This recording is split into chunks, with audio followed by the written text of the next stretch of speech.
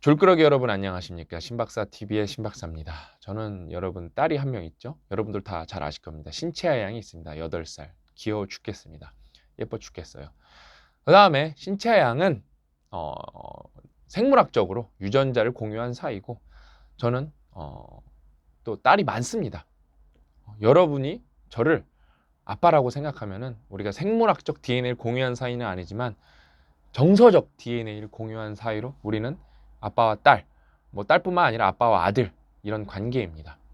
다음에 또 신박살 TV를 보시는 분 반 이상이 저보다 나이가 많으신 분들이기 때문에 또 누나, 형입니다. 그 다음에 또 누나 형보다도 좀 나이 차이가 60대인 분들도 보고 계시는 분들도 있거든요. 그분들은 부모입니다. 저에게 부모. 그러니까 굳이 막 저랑 만나서 우리 막 아빠랑 뭐 딸 하는 거예요. 아빠랑 아들 하는 거예요. 우리 형 동생 하는 거예요. 우리 엄마 아빠 하는 거예요. 그렇게 말을 안 나눠도 이거는 시스템이고 이거는 이런 알고리즘이에요. 여러분이 저를 진짜로 뭐 어떻게 정서적으로 정도의 차이는 있겠죠. 뭐 1% 아빠처럼 생각하고 뭐 80% 아빠처럼 생각하면은 그만큼 저는 여러분을 아들, 딸이라고 생각하고 형, 동생이라고 생각하고 부모님이라고 생각합니다. 실제로 그래요. 제가 그게 갖고 싶은 시스템이기 때문에 저는 지금 그거의 완성도는 뭐 더 올려가야겠지만 그냥 자동적으로 여러분이 저를 그렇게 생각하면은 우리는 부녀지간, 부자지간, 그 다음에 뭐, 형, 동생, 뭐, 누나, 동생, 그 다음에 뭐, 아들, 딸, 뭐, 부모, 아들, 뭐 이런 관계다라고 제가 확실히 말씀드릴 수 있습니다. 다시 그러면은 우리 유전자를 공유한 신차 얘기로 돌아가서 여러분 이제 신차 양은 누구도 부정할 수 없죠. 뭐 금수저입니다. 정말 금수저입니다. 제가 경제적으로 매우 안정적이고 정서적으로도 매우 뭐랄까 풍족하기 때문에 신차 양은 금수저인데 심지어 신차 양의 할아버지는 정말 정말 부자세요. 많이 부자세요. 많이 부자. 뭐 재벌은 아니지만 일반인 기준에서는 엄청 부자십니다. 엄청 부자. 그러니까 어떤 사고방식을 갖고 계시냐면은 저희 아버지는 저한테는 완전 냉담해요. 차갑고. 근데 신채한테는 한없이 따뜻하고 한없이 뭐랄까 포근한 사람이고 그냥 이런 어떤 사고방식을 갖고 있냐면 신채아는 경제적으로 불가능한 게 없다. 이런 철학을 갖고 계십니다. 진짜 금수저죠. 그러니까 그게 또 부모 마음인 것 같아요. 저는 강하게 키우려고. 이게 진짜 부모 마음인 것 같아요. 또 손주는 그냥 한없이 잘해주고 싶고. 이게 진짜 부모 마음인 것 같아요. 그럼 저도 똑같겠죠. 그러니까 제가 옛날에 그런 댓글을 몇 번 봤어요. 내가 신체어로 태어났었어야 되는데. 그럴 필요 없다니까요, 여러분. 우리는 정서적으로 DNA를 공유한 가족이라니까요. 그 다음에 제가 그런 짤도 봤어요. 진짜로. 그게 조세호일 거예요, 조세호. 내가 유재석으로 태어났어야 돼가 아니라 내가 유재석 아들로 태어났어야 되는데, 태어나 보니까 아빠가 유재석이야. 그냥 금수저로 태어나고 싶다는 거겠죠. 그러니까 뭐 충분히 그런 마음 저는 100% 이해됩니다. 좋잖아요. 뭐 흙수저로 태어나는 것보다는 금수저로 태어나는 게 뭐 장점이 더 많겠죠. 냉정하게. 저는 그거를 여러분 뭐 흙수저가 뭐 장점이 많습니다. 그렇게 말은 하고 싶지는 않아요. 예? 근데 그러면 제가 좀 냉정하게 그럼 금수저로 태어나는 게 망고 땡이냐 뭐 그냥 뭐 인생의 정답이냐 그게 아니라는 거예요. 누가 실제 금수저의 아빠가 금수저를 바라보는 관점이에요. 이게 정상적인 아빠가. 그 다음에 안티프레지란 사고방식을 갖고 있는 아빠가 왜?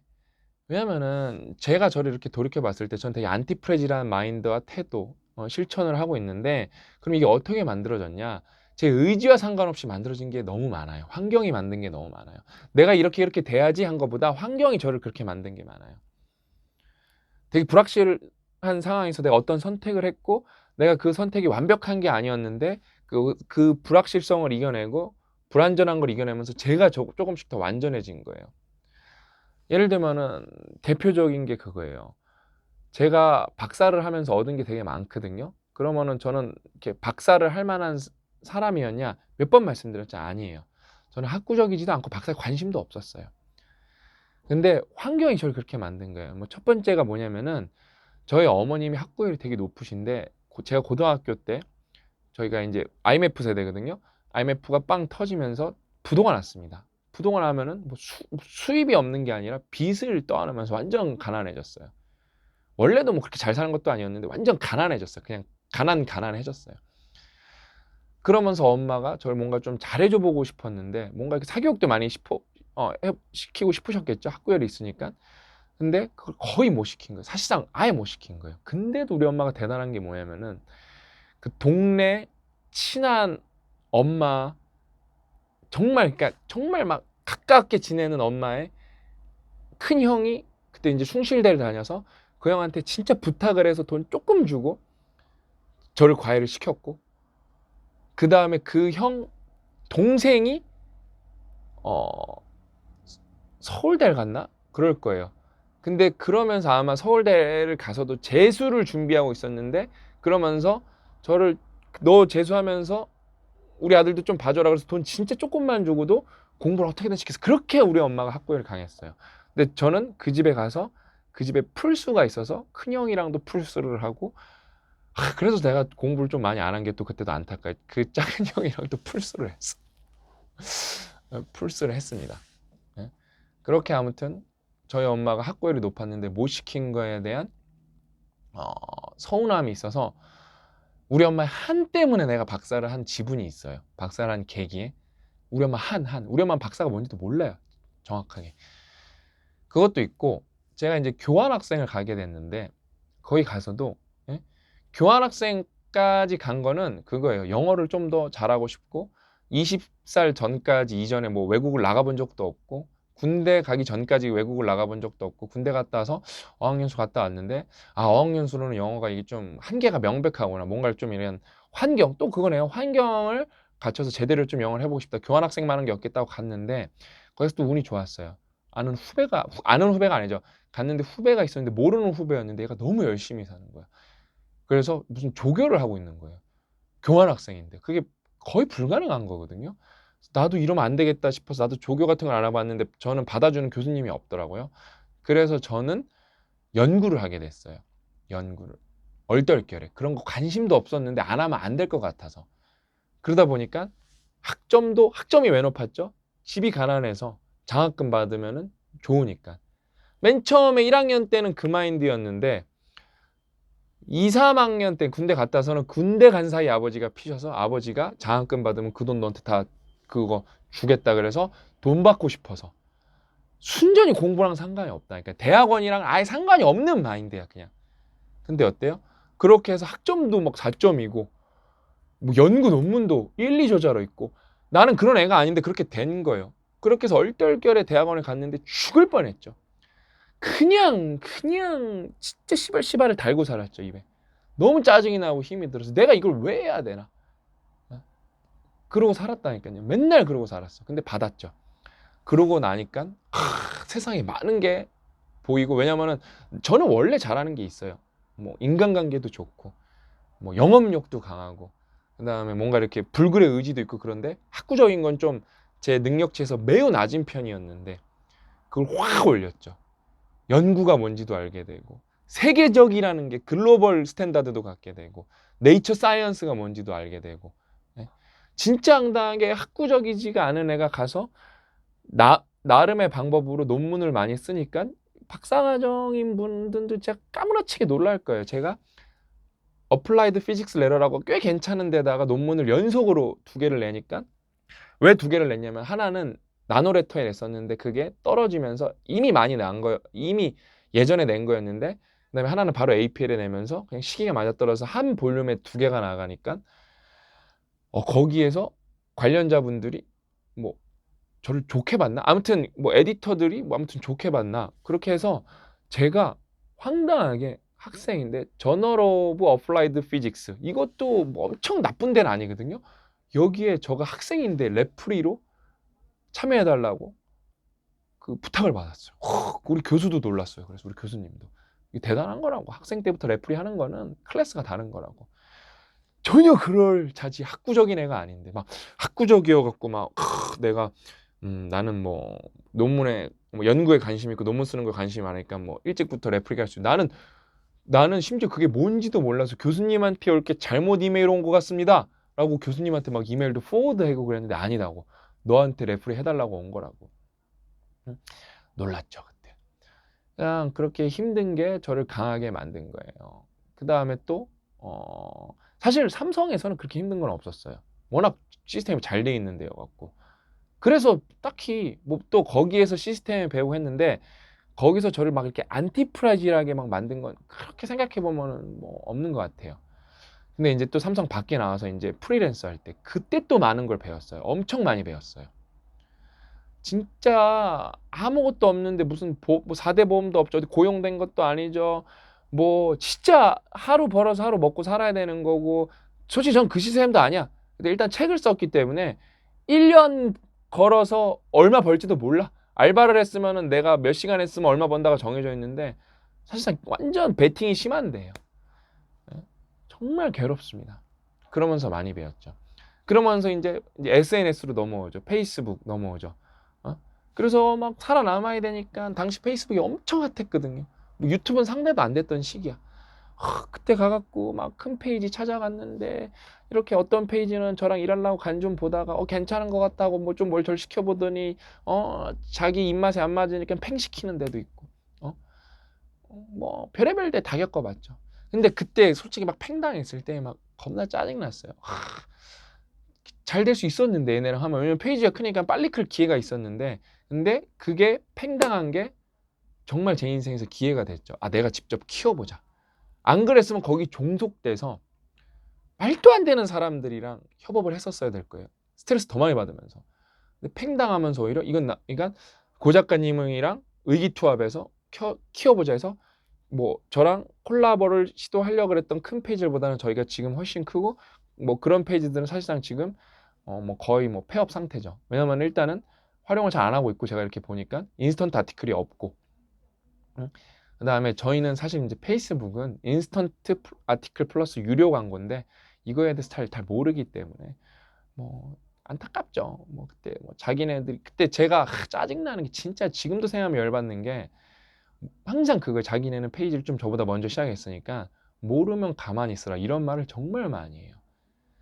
근데 제가 이제 그게 벌써 5, 6년 전 얘기인데 5년 전, 4년 전 얘기인데 돌이켜보면 아무것도 모르는 일단 복잡게 알아야 되는데 그 한 명은 장난 아니에요. 음모론에 빠진 사람도 있어요. 자기네 페이지가 여러분 어느 페이지나 어느 유튜브나 자기네 컨텐츠가 한계에 다다르면은 구독 취소와 구독 증가가 보합을 이루면서 페이지가 안 큽니다. 심지어 감소도 해요.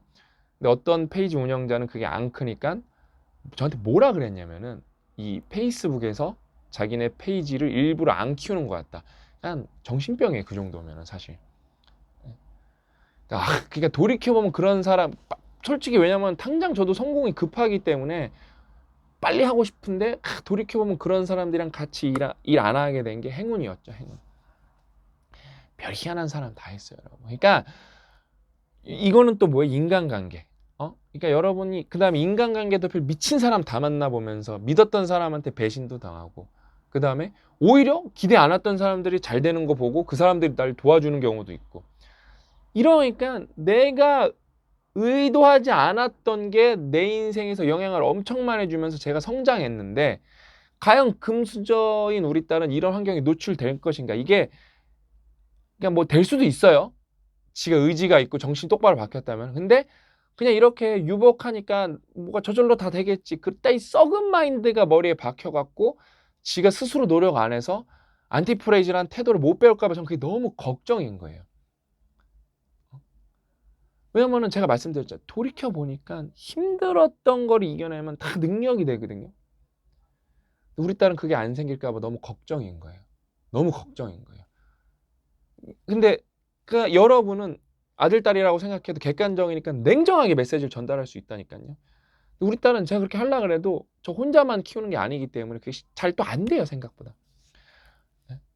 그다음에 항상 보고 있으니까 또 얘가 울고 힘들어하면 또 마음이 아파. 아빠인데. 안 그렇겠어요, 여러분이? 네?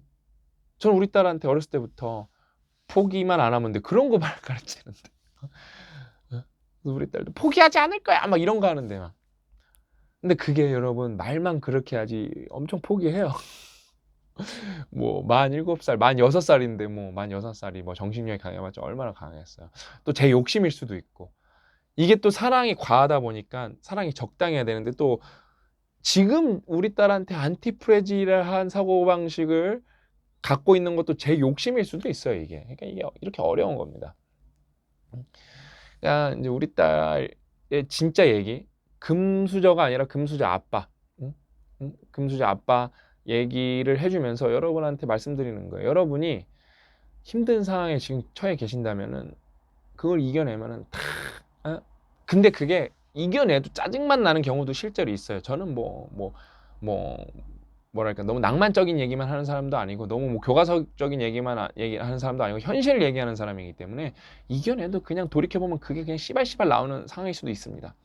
근데 근데 정도의 차이가 있지. 웬만한 상황, 힘든 상황 이겨내면 여러분들한테 다 경험치가 됩니다. 반대로 여러분이 뭔가 문제가 없어요? 그러면 그게 위기인 거예요. 그럼 억지로 불운을 맞을 필요는 없겠죠? 그러면 제가 몇 번 말씀드렸죠. 능동적으로 여러분이 도전을 하셔야 돼요. 그래야 그게 경험치가 됩니다. 근데 이게 여러분이 정말로 웬만큼 능동적으로 도전을 적극적으로 하지 않는 이상은 이게 생각보다 여러분을 드라이빙 하진 않아요. 그래서 여러분 나쁜 상황이 생각보다 나쁜 게 아니에요. 왜냐면은 능동적으로 도전해서 만약에 그 우선순위에서 밀리죠? 그러면 안 한다니까요, 사람은요. 포기한다니까요. 지속 가능하지 않아요. 근데 나쁜 상황은 그게 진짜 현실이기 때문에 거기서 벗어나오려고 발부둥 치잖아요. 벌써 발부둥 친다 그러잖아요. 그럼 어떻게 해서 근육이 생기겠죠. 현실 근육이 생기겠죠. 그러니까 진짜 여러분 나쁜 게 진짜 나쁜 게 아니에요. 그래서 저는 항상 최악의 상황을 찾아다녀요. 지금 기업을 하고 있기 때문에. 산책을 하다가도 내 심장에 유스테스를 줘야겠다고 그러고 100m 전력 질주를 한다니까요. 그러니까 조깅에서 산책으로 바꾸면서 순간순간 전력 질주로 바꿨다니까요. 그게 제가 공부에 따르면 훨씬 더 건강에도 유리한 것 같고 뭐 또 다른 이론들이 나오고 다른 책도 제가 더 보면은 또 다르게 스타일을 바꿀 수도 있어요. 왜냐면 계속 업데이트 하는 거니까. 근데 산책을 하다가 산책을 일단 하면은 산책은 달리기보다 훨씬 지속 가능하니까 좋고 그다음에 생각 많이 할 수 있어서 좀 정서적으로도 좋고 그러면서 순간순간 좀 뭔가 나한테 스트레스 주고 싶다. 그러니까 벌써 힘든 환경을 주고 싶다. 그럼 전력 질주하고 이렇게 살고 있습니다. 저는. 아무튼 오늘 금수저 얘기하면서 진짜 여러분 좋은 게 좋은 게 아니고 나쁜 게 나쁜 게 아니다. 이걸 여러분들한테 너무 말씀드리고 싶었어요. 그래서 뭔가 이렇게 괜찮은 상황에 있는 분들은 그게 너무 괜찮은 게 아닐 수도 있다. 뭔가 여러분이 발전할 수 있고 진화할 수 있는 길을 놓칠 수도 있다. 그다음에 힘든 상황에 있는 분들은 여러분이 더 좋아질 수도 있다. 그다음에 지나고 나면은 그게 다 능력이 될 수 있다라고 생각하시면 좋을 것 같습니다. 아셨죠? 오늘도 우리 아들 딸들 그다음에 우리 형 누나들 그다음에 우리 엄마 아빠들 모두 힘내고 화이팅 하시라고 내가 갑자기 울컥했어. 응원하면서 이야기는 여기서 마치도록 하겠습니다. 저는 다음 시간에 더 알찬 내용을 찾아뵙도록 하겠습니다. 만나요.